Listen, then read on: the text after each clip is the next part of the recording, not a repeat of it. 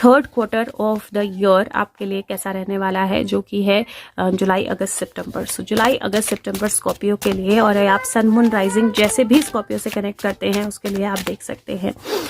So third quarter of the year जुलाई अगस्त सितंबर फॉर स्कॉर्पियो गाइड्स एंजल्स। जुलाई अगस्त सितंबर स्कॉर्पियोज के लिए कैसा रहने वाला है, third quarter of the year for Scorpios. Okay, जुलाई अगस्त सितंबर third quarter of the year Scorpions के लिए कैसा रहने वाला है। स्कॉर्पियंस सन मून राइजिंग जुलाई अगस्त सितंबर। Okay, so we have precisely 3 cards, और सबसे पहला कार्ड जो है यहाँ पर 6 ऑफ शेल्स की एनर्जी का आया है। 6 ऑफ शेल्स 6 ऑफ कप्स की एनर्जी होती है, and finally I see third quarter में सम हैप्पी और joyful things coming into your life. तो थर्ड क्वार्टर जो है ये कहीं ना कहीं पास्ट से कुछ लर्निंग्स, पास्ट से कुछ लोग, पास्ट से कुछ सिचुएशंस आपकी तरफ लेके आ सकता है। आप थोड़ा सेंटिमेंटल फील कर सकते हैं, बट ये sentimental in a positive way है, और हैप्पीनेस या जॉयफुलनेस या पास्ट की लर्निंग्स या कनेक्टिविटी या कनेक्शंस जो हैं वो मुझे थर्ड क्वार्टर में आते हुए दिखाई दे रहे हैं। अब दूसरा जो आप देखोगे, this is energy of July, right. So already June में आपकी लाइफ में बैलेंस आता हुआ दिख रहा है, और वो बैलेंस जो है वो चीज़ों को चेंज करता हुआ जुलाई के आसपास दिखाई दे रहा है। Now if you see the energy next which is August, it says page of shells, intuition and inspiration. ये पेज ऑफ कप्स की एनर्जी है, एंड दिस इज जो फ्रॉग होते हैं वो लीप लेते हैं, वो बहुत स्ट्रॉन्ग जंप लेते हैं, राइट, बहुत फास्ट जंप करते हैं, और कुछ हार्मलेस होते हैं लेकिन कुछ हार्मलेस नहीं होते हैं। तो यहाँ पर इंट्यूशन की एनर्जी, तो मुझे ऐसा लगता है कि जो भी लर्निंग आपकी स्कॉर्पियो इस साल में है वो लर्निंग फर्स्ट 2 क्वार्टर्स में लगभग पूरी होने वाली है, और थर्ड क्वार्टर जो है वो आपके लिए कुछ अच्छी एनर्जीज लेकर आने वाला है। आपकी इंट्यूशंस जो हैं वो फुलफिल होने वाली हैं, पूरी होने वाली हैं। आपकी इंट्यूशंस जो हैं आपको गाइड करने वाली हैं, और कुछ इंस्पिरेशन आपकी लाइफ में आने वाली है। And then there is 2 of crystals. 2 of crystals की जो एनर्जी है वो 2 ऑफ पेंटिकल की एनर्जी है, बैलेंस और अडॉप्टेबिलिटी। और 2 ऑफ पेंटिकल जो है वो थोड़ी सी जगलिंग जरूर बताता है, लेकिन जैसे कैंगरू जंप लेता है, तो मुझे जंप की एनर्जी जो है वो डेफिनेटली दिखाई दे रही है। और यहाँ पर 2 की एनर्जी भी स्ट्रॉन्ग दिखाई दे रही है। पेज जो है नंबर 11 होता है तो 2 बनता है, दिस इज ऑल्सो 2, और ये 6 की एनर्जी है, तो 2 2 2 इज 6, राइट। सो अगर ये 4 निकाल दो तो फिर से 2 बच जाता है, तो 2 की एनर्जी बहुत स्ट्रांग है। और यहाँ पर मुझे थर्ड क्वार्टर जो है कहीं ना कहीं जुलाई, अगस्त और सितंबर, यहाँ पर आपको एक लीप मिलने वाला है, एक जंप मिलने वाला है। पॉजिटिवली लाइफ में कुछ पॉजिटिव चेंजेस आने वाले हैं। पास्ट की कुछ एनर्जीज जो हैं वो इन्फ्लुएंशियल होंगी, या पास्ट के कुछ मैसेजेस, कम्युनिकेशंस, कनेक्शंस वापस आ सकते हैं। थोड़ी सी जगलिंग होगी, लेकिन अगर आप बैलेंस के साथ वो जगलिंग करते हैं तो डेफिनेटली वो आपके लिए हेल्पफुल रहने वाली है।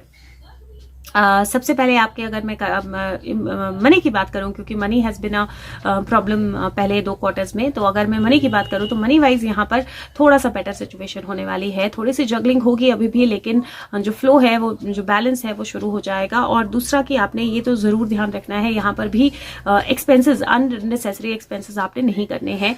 बजटिंग जो है वो ध्यान से करनी है, और कहीं ना कहीं आपको अपने आप को बैलेंस जो है वो ज़रूर रखना है। तो this is the second third quarter, और थर्ड क्वार्टर में कहीं ना कहीं मनी सिचुएशंस जो है उसमें इंप्रूवमेंट आएगी।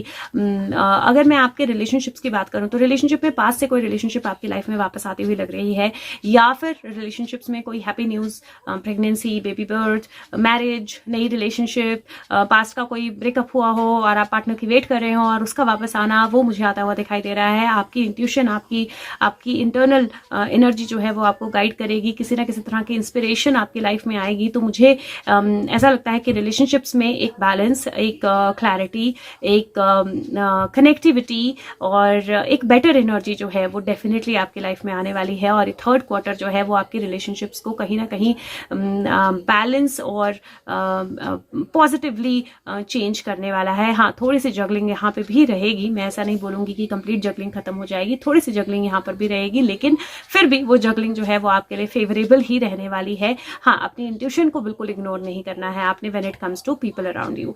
करियर की अगर मैं बात करूं तो करियर के पर्सपेक्टिव से भी मुझे ऐसा लगता है कि अगर आप जॉब की वेट कर रहे थे, अपॉर्चुनिटी की वेट कर रहे थे, या जॉब चेंज करना चाह रहे थे, या किसी तरह का कोई सिचुएशन चेंज करना चाह रहे थे अपनी लाइफ में, आपके पास से कोई आपकी हेल्प करेगा, सपोर्ट करेगा, कहीं से कोई लर्निंग जो है वो आपके लिए फेवरेबल हो जाएगी, आपको इंट्यूटिवली पता लग जाएगा, and then there is going to be an opportunity, a change जो आपकी लाइफ में आएगा, लेकिन आपको थोड़ा सा अडॉप्टेबल होना पड़ेगा उस चेंज के लिए। हो सकता है कि वो अपॉर्चुनिटी एग्जैक्टली उतनी बड़ी ना हो जितनी बड़ी आपको चाहिए हो या जितनी बड़ी आप एक्सपेक्ट कर रहे हो, बट फिर भी कुछ बेटर या कुछ अच्छा जो है वो आपकी लाइफ में डेफिनेटली, मोस्ट डेफिनेटली आएगा।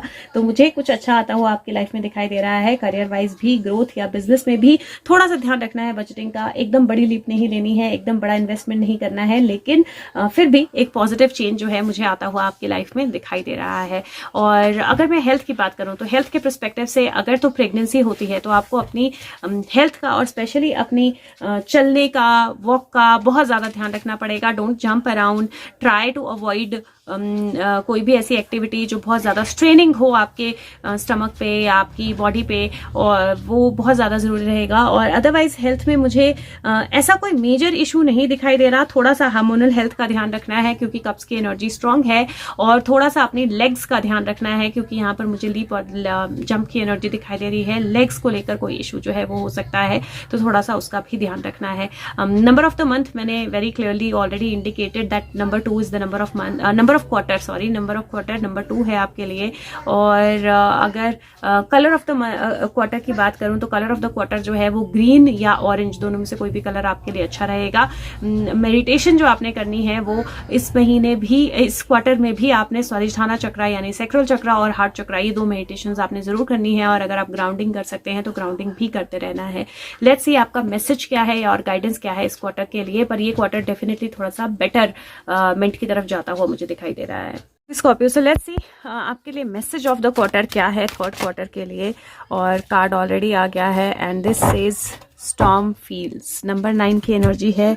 और तूफान की एनर्जी है, बट तूफान की एनर्जी जो है वो ये भी बताती है कि तूफान आने के बाद एक बेटर वर्ल्ड जो है वो रह जाता है पीछे, जो ज़्यादा उपजाऊ होता है, ज़मीन ज़्यादा बेटर होती है, और एक नई तरह से जो बिगिनिंग है, एक शुरुआत जो है वो नई तरह से होती है ना। ये ईयर जो है वो कहीं ना कहीं मुझे आपके लिए बहुत सारे चेंजेस लाने वाला लग रहा है। स्कॉर्पियंस के लिए ये ईयर एक तरह से पाथ ब्रेकिंग ईयर या लाइफ चेंजिंग ईयर जो है वो होने वाला है। और स्टॉर्म फील्ड जो कार्ड है वो एक्चुअली बोलता है दैट दिस टू शैल पास, मतलब जो भी आपके लाइफ में केओस है या जो भी अनकंफर्टेबल सिचुएशंस हैं, या अगर आप किसी भी चीज के लिए अनअटेंडेड रह गए हो या कोई कॉन्फ्लिक्ट आपकी लाइफ में आ गया है, लेकिन जैसे ही वो स्टॉर्म, तूफान जो है वो आता है, और तूफान एक टेम्परेरी डिसऑर्डर जो है वो क्रिएट करता है, लेकिन सारे स्टॉर्म जो हैं वो डिस्ट्रक्टिव नहीं होते हैं। और कई बार ऐसे स्टॉर्म भी होते हैं, ऐसे तूफान भी होते हैं जो बारिश लेकर आते हैं, जो विंड्स लेकर आते हैं, जो सीड्स को डिस्ट्रीब्यूट करते हैं, और जो एक्चुअली चीजों को बेहतर करते हैं आप में और दूसरे लोगों में। और सूरज जो है दोबारा से शाइन करता है, नई ग्रोथ आती है। और इसीलिए अगर चीजें थोड़ी सी शेकअप हो रही हैं तो घबराने की जरूरत या डरने की जरूरत बिल्कुल भी नहीं है। और वही एनर्जी जो है वो ये कार्ड आपके लिए लेकर आ रहा है दैट इस दौरान, इस क्वार्टर के दौरान चीजें जो है आपके लिए बेहतर होंगी। और फाइनली तूफान के बाद की जो नई ग्रोथ होती है, नई बिगिनिंग होती है, नई एनर्जी होती है, वो आपको दिखाई देगी, वो आपकी लाइफ में आएगी। लेकिन हाँ, आपको डेफिनेटली प्रिपेयर्ड रहना है दैट ये तूफान जो है ये आपके लिए बहुत ज़रूरी है। और ये तूफान जो है ये डिस्ट्रक्टिव बिल्कुल भी नहीं होने वाला है। ये तूफान आपके लिए कोई डिस्ट्रक्शन नहीं लेके आने वाला है। और थीम आप भूल नहीं सकते हो, थीम ऑफ द ईयर ही है आपके लिए, जहाँ पे इमोशनल बैलेंस बहुत ज़रूरी रहने वाला है, एक्शन और इम्पैक्ट जो है वो बहुत ज़रूरी रहने वाला है, इंटेंशन और एक्शन का मिसमैच नहीं होना चाहिए, ज़रूरी रहने वाला है। एक डिवाइन गाइडेंस, एक डिवाइन एनर्जी, एक इंट्यूशन डेवलप करने की एनर्जी जो है वो आपका पार्ट ऑफ द पाथ है। तो इन सारी चीजों के कारण डेफिनेटली तूफान तो आएगा, लेकिन वो तूफान जो है वो जेंटल होगा, वो तूफान जो है डिसऑर्डर नहीं लाएगा, और वो तूफान जो है एक नया बैलेंस, एक नई बिगनिंग आपके लिए लेकर आएगा।